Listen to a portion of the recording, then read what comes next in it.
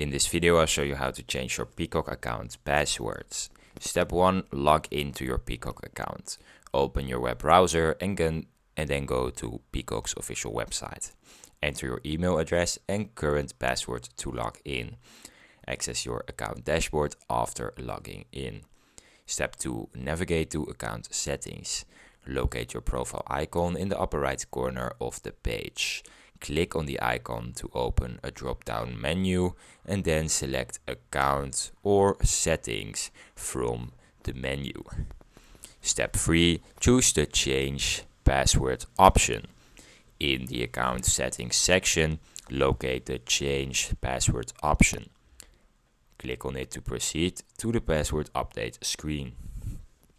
Step 4. Update your passwords.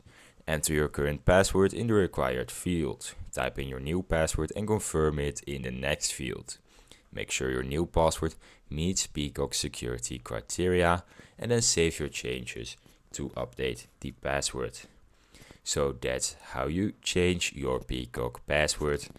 If you liked this video and found it helpful, be sure to subscribe. And if you have any more questions, you can leave them in the comments down below.